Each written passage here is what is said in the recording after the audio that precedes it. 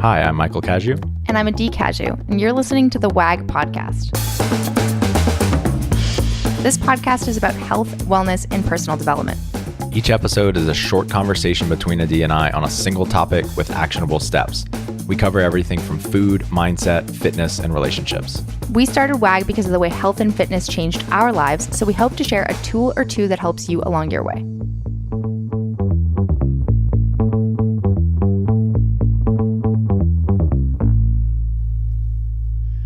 What's up, Adee? Hey, Michael. Welcome back, everyone. Thanks for joining us. Thanks. What are we talking about today? Oh, so today, or actually, let me back up a little bit.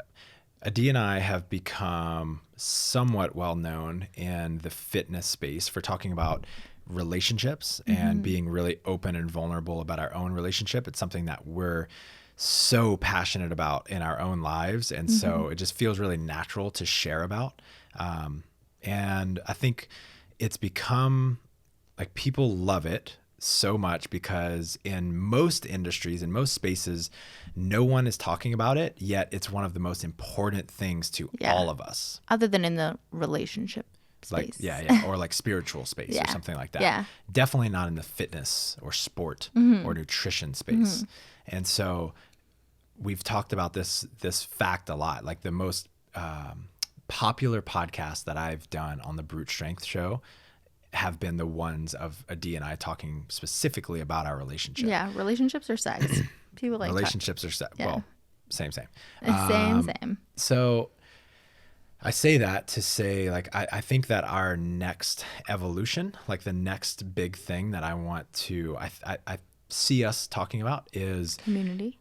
Yes, relationships outside of your intimate So relationships. Platonic relationships or building community. So many people in our personal lives that we talk to are just yearning for deeper relationships. Oh my gosh, it's so crazy. Like we moved to Austin and I really believe when people say you've manifested something in your life, I think you told me this, it's like intention plus attention equals manifestation. We've spent all of our time since being here in Austin with the absolute intention to build a community. Both of us live far away from our families, and we want to have a community here that we can rely on when we go through hard things, because that's just like bound to happen, and to celebrate the good things.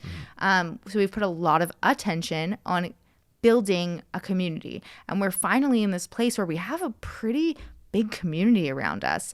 And no, we're not like super crazy deep into these relationships, but we've only been here for 3 years and it does take time. But every single one of them talks about this yearning that you're talking about. Every single one of them is like, I want to have deep connections with people. I want to be able to show up for my friends. I want someone that's going to intrude on my life and show up for the best version of me. And that's outside of your primary intimate relationship, right? So I want all of those things from you. And I think it's important for you to like stand for this best version of me. But what if you could have that from your entire community?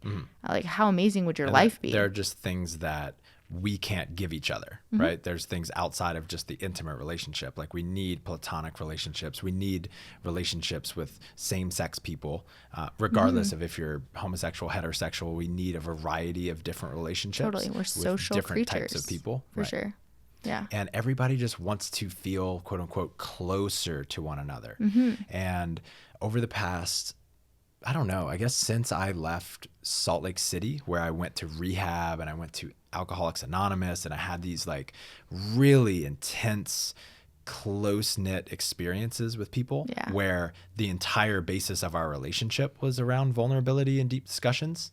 And so since I left there, I've felt like it's been a real struggle to build and maintain really deep, fulfilling relationships. I've met lots of great people, but I haven't felt like I've really, I've always felt like there's this hole inside of me since that time, you know? Yeah. And I think you can relate to that. Yeah. And I think a lot of it had to do with the fact that we were traveling around a lot, and we weren't in one place. Right. And we'll kind of talk about that a little bit today on the episode.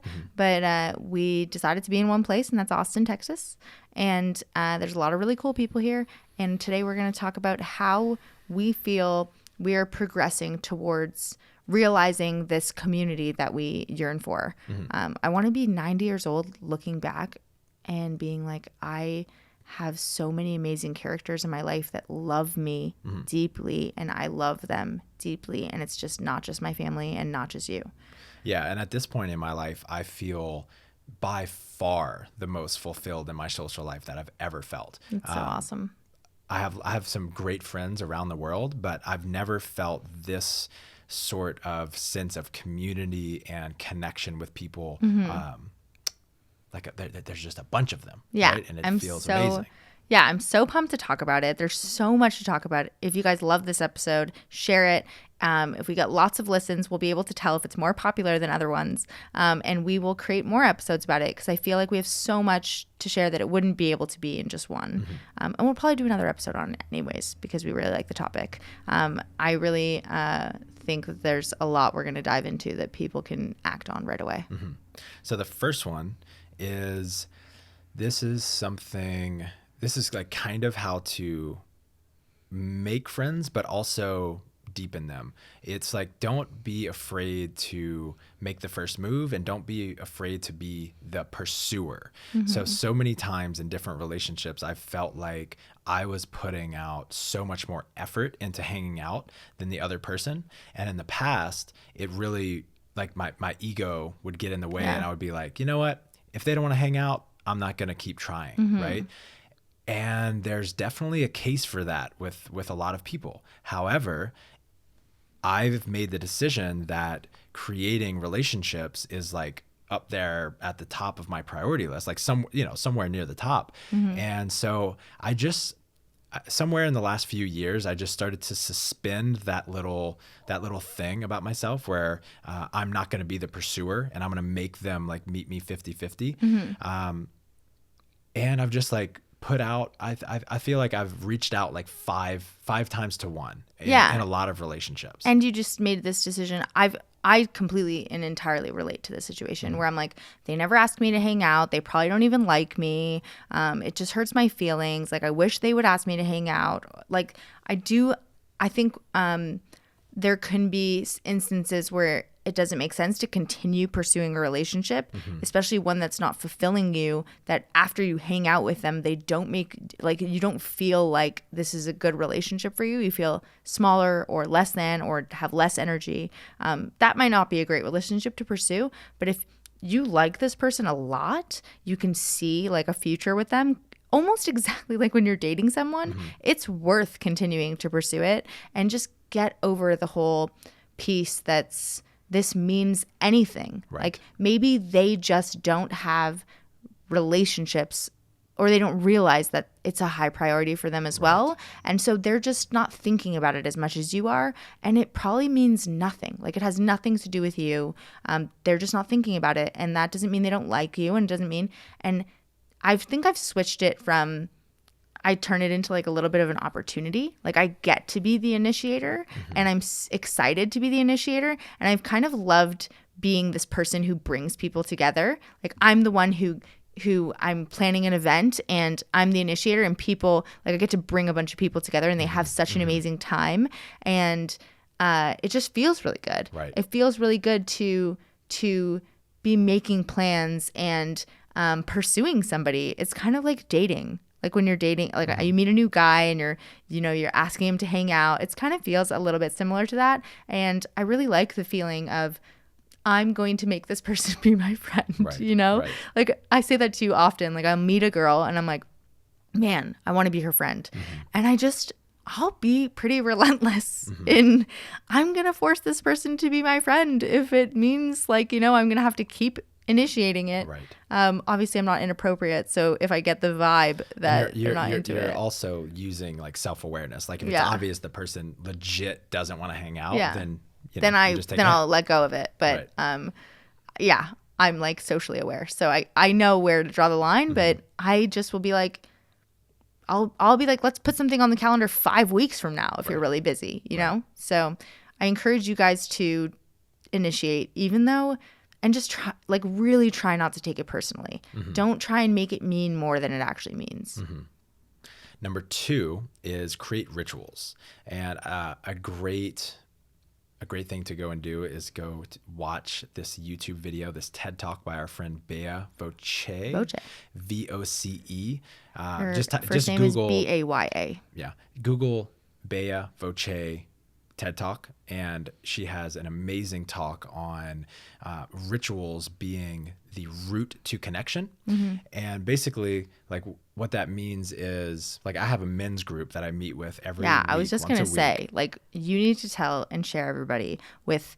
So the reason Michael's saying, like, he feels so fulfilled with his social life in large part is because of this ritual that he has. Yes. And I want you to explain the ritual, explain why it's so fulfilling, and then we can dive into how other people can create rituals in their life that might not be this one, but this is a great example. Yeah, so it's 6 of my closest friends here, and we meet every Wednesday at 7 p.m., usually at someone's house, and we'll usually just sit in a circle. And sometimes we'll designate someone as quote unquote king, which basically means leader, like the leader of the night. And the leader will facilitate a discussion. Sometimes it's intellectual, like we're talking about an interesting topic, but most of the time it's a sort of invitation to have a deep discussion of some sort. Sometimes that looks like a check-in on, like, what's going well in life right now. What are our challenges? What are we worried about? And for those of you listening to that, imagine yourself sitting in a group of your closest friends where you're just talking about those things that are going on for you right now and just being real with one another. It's really, really, it can be vulnerable for sure. But by the end of a conversation like that, you are so connected to one another. Because I would imagine, I mean, we've had these conversations with multiple groups of friends. You just have these group of people that you do it with every single week, which is the ritual of every week. You express something that's challenging to you and it's scary. And you're like, oh my God, maybe they're going to like me less because of it. And then the other 5 guys express something that's challenging to them. And in most cases, it's probably something you've felt before too. So then you have this experience of, like, you love them so much more because you have this shared challenge experience. And if you don't create a space to make it okay to share that type of challenge and be like, I'm not alone. Like, I am not alone in feeling these challenges or facing these obstacles or having these fears. And I'm sure oftentimes, like, one person expresses something and either other people have experienced it or other people can say, man, if I was going through that, I would feel the same way that you're feeling. Exactly. And that feels so good. Exactly. In psychology, they call that, like, we need the mirroring eyes of others. Like, we need a mirror in front of us to express ourselves to, and then the reflection be that we're okay, we're whole, we're not crazy. Yeah. They still love us. They don't think anything less of us. Yeah. We need that to be healthy human beings. Right. And so that's part of the ritual. Sometimes we'll do something called a sentence stem or different authentic relating techniques. And or sometimes people just have, like, a really interesting, deep question that will just go around the circle. And sometimes you guys just go for a meal and hang out. Exactly. I think the takeaway from this is that ritual means something that you do consistently, repetitively. Yes. And it's like, it's like a tradition, like Christmas, you know, every Christmas I do Christmas with my family. That's a ritual that we all have. Yes. And because everyone knows that we're going to see each other at that time, you're collecting memories over time and you're spending frequent time with these people. And then it allows you to go deeper and, like, iterate on the way that you do Christmas. And, you know, it creates these special memories for people that last a really long time. Right. This can look like Michael's is really robust. It can look like anything. For any women or men out there that like The Bachelor, I know a lot of girls that do, like, a Tuesday night bachelor night, and everyone gets together and they watch The Bachelor. They have a glass of wine and they watch The Bachelor. That is equally as much of a ritual. It's just consistently, weekly, monthly, however many times you want to do it, finding a way to create a ritual with somebody that you're seeing them repetitively. Right. I have one right now with a couple girlfriends. I really want to do some art things. We're taking a ceramics class together, and it's every single Monday. We go to ceramics class. We sit around. We're building these, like, cool things out of clay, and we're just talking the whole time. And You made some really deep relationships in things like that, Yeah. like these courses and classes and Yes. dance performances. Yeah. So doing something that you can have good conversation. It could be like going on a walk. It could be you have this like weekly walk that you go on, or something just repetitively. Rituals definitely deepen connection with people. Love it. So number 3 is lead in vulnerability. So if you're in this place where you feel like you have some friends and you just like, you want it to be deeper and you want to know them more and you just want it to be more fulfilling, and it just doesn't feel like it's moving in that direction, then take the leadership role of being vulnerable first. And that could look like talking about, like just bringing up a challenge that you're having in life, something that you're insecure about. You could talk about a fight that you had with a loved one, just something that feels a little uncomfortable to share, that you either need support on or just want to. You want someone to hear you. Yeah. And you want to tell this person like, look, I trust you enough to show you this part of myself. Totally. And then when you show someone, I trust you enough to share this part of myself, they feel safer to share a part of themselves with you too. And you can start really, really small, like really, really small. Like a fear that I've been having in my head is this. And it doesn't have to be super big. I mean, I think even the first time you're really vulnerable with somebody, you shouldn't share something like that's crazy wild. That's called oversharing. It could become oversharing, where someone's like, whoa, this is like too fast for our relationship. Like I'm not ready to take on that much. But it is a great way to build a deeper relationship. Just share something of yourself first. And then you have permission to ask questions, right? And you've made it safer for them to answer deep questions. Yeah. Like, have you ever gone through this? I'm really afraid of this. Have you ever felt that way? Or has there ever been an experience where you felt that way? And people underestimate how much your friends want to show up for you. And if they don't know that you're going through a challenging time, they don't get the opportunity to show up for you. People love showing up for their friends and like being there and supporting them and sharing the burden. They want that. They just need to know that you're going through something. Yeah. In Sebastian Junger's book, Tribe, he actually talks about how our brains evolved to like require that we are needed by people. Because if we weren't, then we would just try to be like, back in tribal times, we would just try to be like lone rangers, and people like that wouldn't survive. No one could survive on their own. Yeah. So we needed to contribute to like be accepted and part of the group. And so we evolved to like I love it. really crave contribution. Yeah. So when you don't allow people to see you and support you, you're depriving them of a basic human need. Of being needed. Yes. Yeah. Yes. It feels so good to be needed. I need you. Number 4 is actually a really big insight that you had, which is give people more than a couple chances. What do you think of that? So when I first started, I think I had this story in my head when we first met of like, I'm just terrible at making friends. I'm not good at making friends. I don't know how to do it. I'm not that cool. People are going to think I'm weird. I'm going to say something. I have this like mild anxiety that lives with me that I'm working on right now. I used to be at like a 7 out of 10 constantly, and now I think I'm like probably at a 3 out of 10. What? Yeah. This is news. Is it? Wow. Is it? What a transformation at 3. That's yeah, great. I'm like but it's like a constant buzzing of 3. Right. And then when I'm in a more uncomfortable situation, obviously there's less space for me. So can go back up to a 7 pretty quickly. And so I think it might be a product of I've had situations in my life where I've met someone and I immediately connected with them. Like you meet someone and it's almost like you knew them in another life, and you're already have a deep connection and you've never met this person before. A lot of times when you fall in love, that happens. Like I met you and I didn't remember not knowing you very quickly. It's just like there's people that you just click with.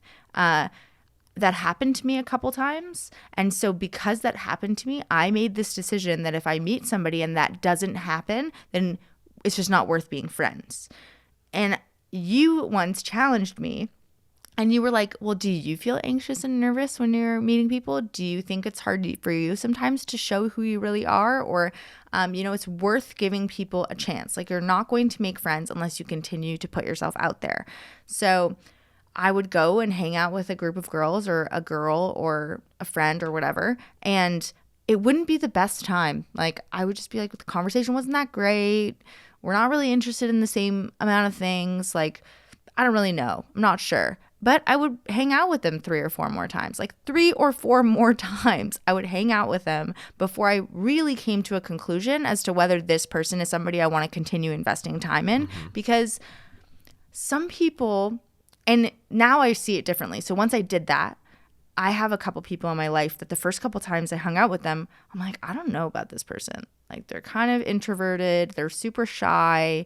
We don't have a lot in common. And then by the 5th time I'm hanging out with them, they're a completely different person. They've opened up. They've let their guard down. They laugh and make me laugh. And we have so much fun together. And if I wouldn't have given them 3 or 4 chances, I would have never seen that side of them.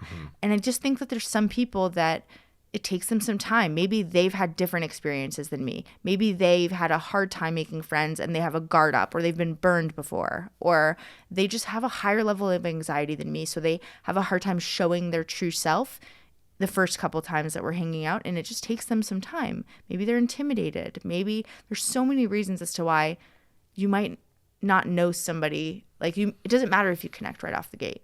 It's worth giving people multiple chances.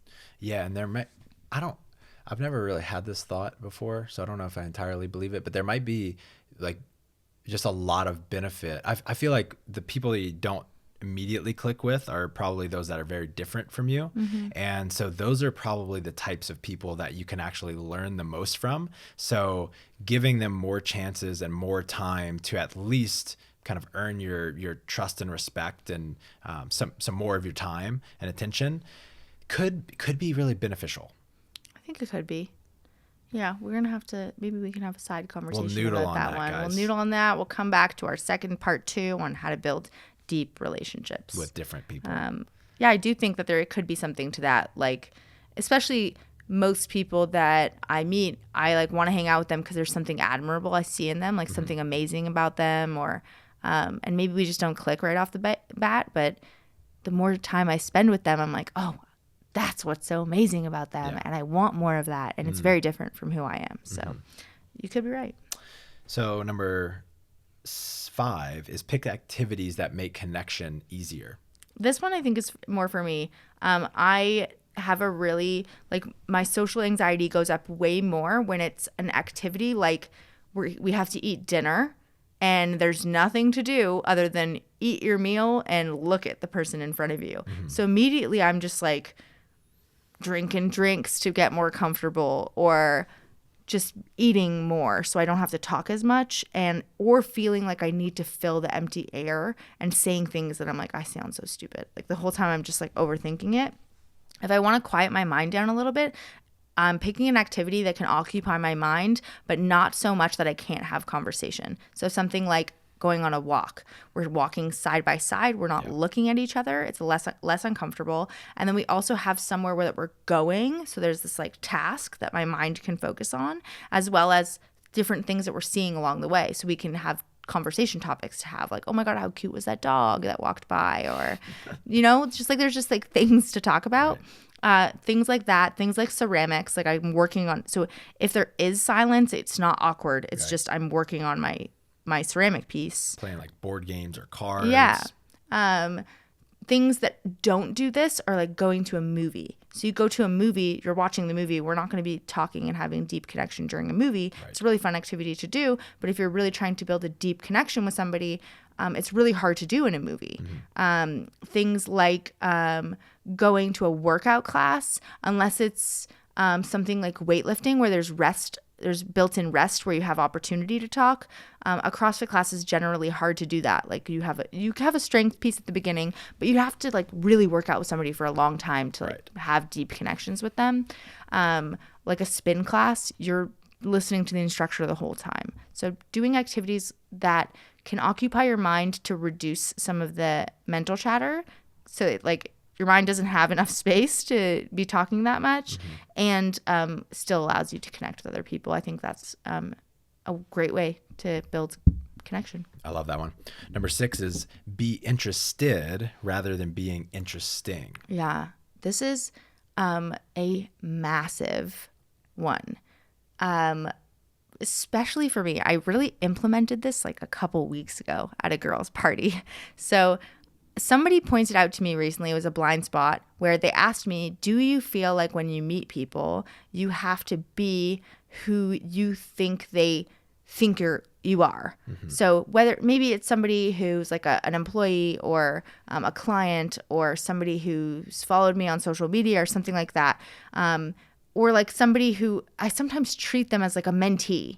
Like we create this like mentor-mentee relationship, and I just want to be friends. Like I don't want to be this person's mentor. And I'm creating that dynamic by being who I think they expect me to be instead of being myself. Which is what? Interesting, right? Mm-hmm. And like put together and like got all your shit dialed in. Yeah. So I try and be interesting and I'm not interested. And what I mean by that is I'm not interested in who they are. And so it immediately creates this like dynamic of I am the mentor and they are the mentee and we're different from one another. So it's hard for us to actually be friends. And people love talking about themselves. People love being asked questions. People love other people that are interested in the things that they're interested in. So I went to a girls' party and I literally said to the group, I said, my intention tonight is to be interested, like as interested as possible. And I'd never met these girls before. And they have no idea what I do for a living. They don't follow me on social media. They just like don't know anything about me. By the end of the night, they still knew nothing about me. They knew almost nothing about me. And I got a text message the next day from the girl who ran the event. And she was like, everyone loved you so much. Like, what did you put in their drink? Yeah. She was like, everyone thought you were like such a good time, and they really want to hang out again. Like, we need to do this again. She was already initiating another time to hang out, and I think they knew actually almost nothing about me, and I was just very much interested in who they are and what they're about, and that's a really great way to make friends and to build deeper connection because people want to feel cared about. I love that. And I think that there is a nice balance in there where you want to ask people questions and really be curious about them. And then also don't be afraid to share about yourself because it's a two-way street and both of you have to be sharing to really build trust. Yeah. But if you're going to lean in any direction, lean in the interested direction. Totally. Don't like not share about yourself. I definitely wasn't doing that. But if you're going to choose to be interesting or interested, choose interested. Yeah. And when you have two people in a conversation that are both doing that, it just goes by like that. It's just so engaging and both people are so present and it's the best kind of conversation to be because the cool thing about it is, so in that scenario, like they didn't really learn that much about me, but there's often the times where I'm trying to be interested in somebody else and I'm asking them questions and they just want to reciprocate because they're like, most people love talking about themselves, but then at a certain point they realize that they're only talking about themselves and then they'll start asking you questions about you. So instead of me talking about me and then you talking about you, and almost it can create this like posturing type of thing, like me because I do this. And then you're like, well, like me because I do this. Instead of that, it's, hey, I want to know this about you. And they're like, okay, well, I just talked about me. Now, what is this about you? It's like asking questions at each other instead of telling each other things about ourselves. Creates a really different dynamic. Love it. So be interested rather than being interesting. That's a really great principle to remember in relationships. And finally, just remember that. So if this really resonates with you and you like this conversation and you're trying to cultivate deeper relationships in your life, realize that it takes time.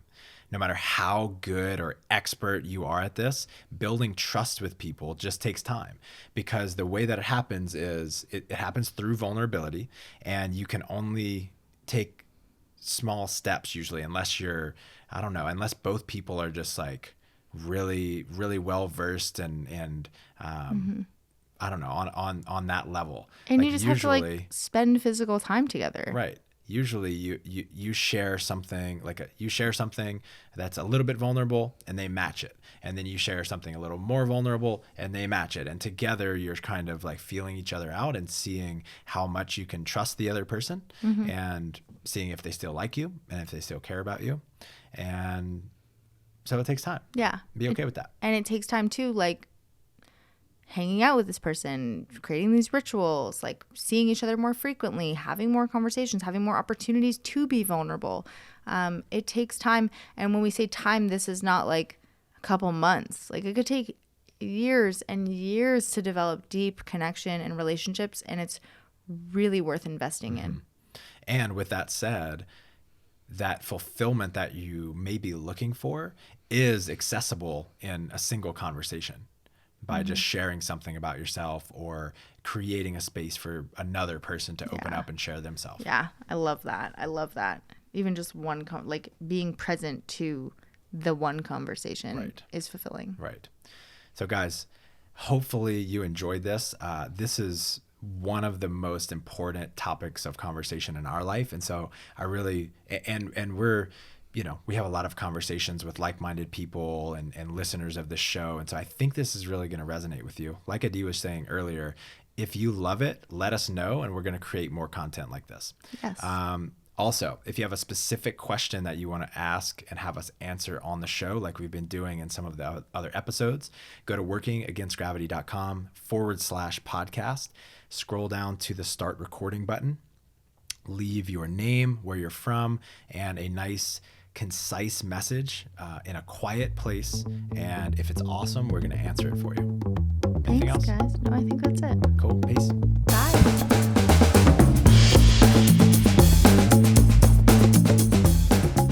Thanks for joining us. Stay in touch by signing up for our newsletter at workingagainstgravity.com or on Instagram at workingagainstgravity. And don't forget to subscribe to us on iTunes, leave us a 5-star review, and refer a friend. We'll be back next week with another episode. Talk to you then.